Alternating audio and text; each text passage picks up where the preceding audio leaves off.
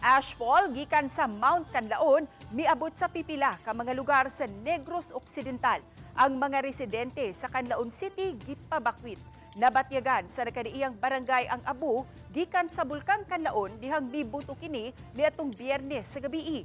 Matud sa FIVOX NIR, 12 ka mga barangay sa Bago City, Negros Occidental ang apektado sa ashfall.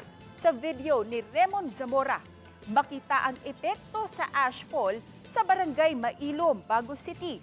Duha ka mga barangay sa La Carlota City ug usa ka barangay sa San Carlos City.